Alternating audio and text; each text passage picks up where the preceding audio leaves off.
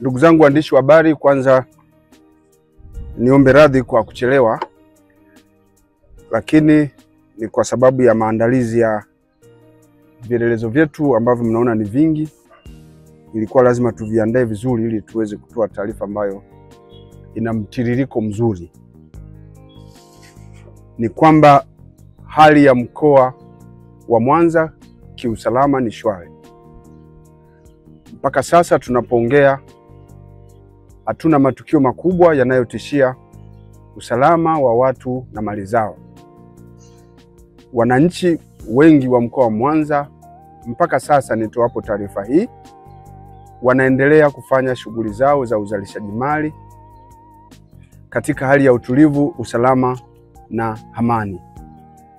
Jeshi la polisi likishirikiana na wananchi, lakini likishirikiana na vyombo vingine vya ulinzi na usalama, vimeendelea kufanya kazi kwa pamoja katika kipindi hiki kuhakikisha kwamba usalama wa wananchi wa mkoa wa Mwanza unaendelea kuimarika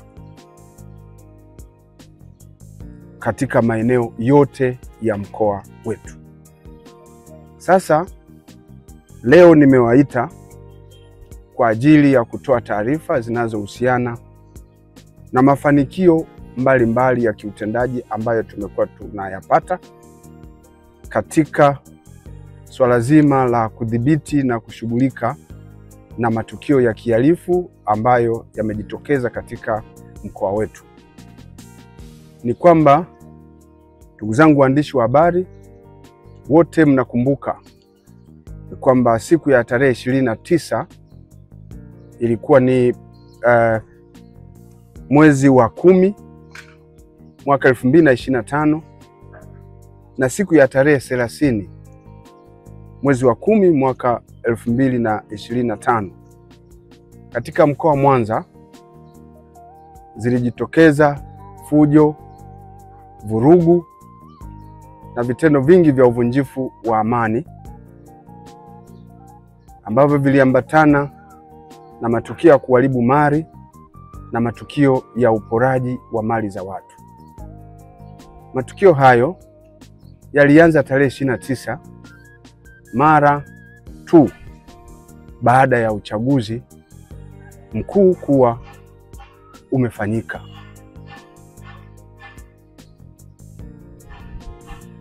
Makundi hayo ya wahalifu walikuwa wakifanya vurugu kubwa kama ambavyo nimesema, na vurugu hizo na fujo hizo na uvunjifu wa amani ulijitokeza katika mkoa wa Mwanza katika maeneo hususan katika wilaya ya Magu, eneo la Kisesa, wilaya ya Nyamagana, katika maeneo mbalimbali, wilaya Ilemela, wilaya ya Misungwi na wilaya ya Sengerema.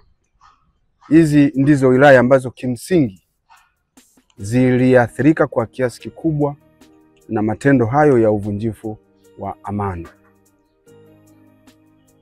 Katika kufanya vurugu hizo, wahalifu hao walifanya matendo yafuatayo. Walichoma mali mbalimbali za watu binafsi, mali za serikali na taasisi mbalimbali, mali za viwanda, vituo vya mafuta, ofisi za serikali, magari ya watu binafsi na magari ya serikali. Lakini pia maduka ya watu binafsi, nyumba za watu binafsi ziliweza kuharibiwa kwa kuchomwa moto au vinginevyo, lakini pia uporaji mkubwa ulifanyika katika maeneo hayo niliyoyataja. Wahalifu hao walikuwa pia wakivunja maduka, viwanda na kuiba mali mbalimbali pamoja na kutoweka na mali hizo kwenda sehemu mbalimbali. Kutokana na vitendo hivyo vya uporaji na uvunjifu mkubwa wa amani vilivyofanyika, Jeshi la polisi katika mkoa wa Mwanza lilianza msako mkali katika maeneo mbalimbali ndani ya mkoa wa Mwanza, lakini pia nje ya maeneo yetu, ambapo katika msako huo tulifanikiwa kuwakamata wahalifu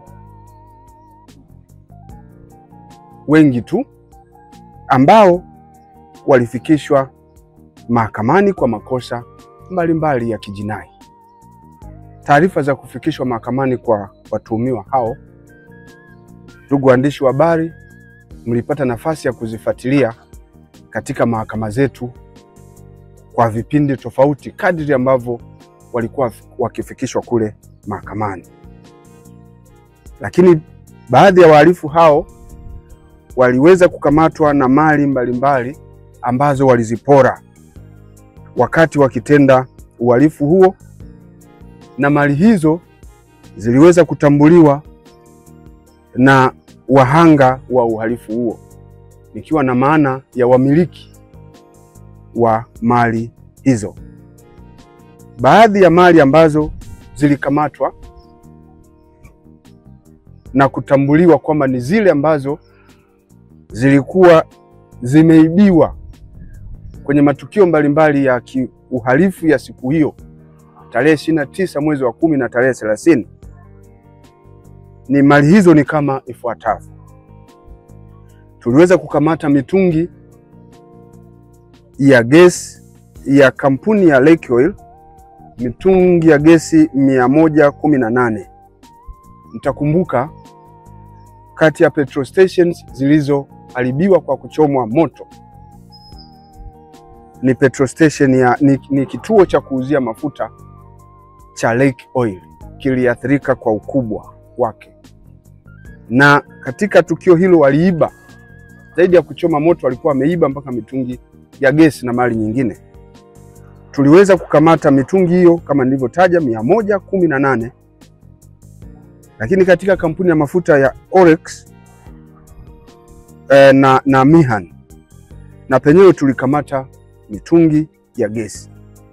Lakini pia tuliweza kukamata magodoro 40 aina ya Super Banco na Tanform, pamoja na jora 18 za vitambaa vya kushonea magodoro.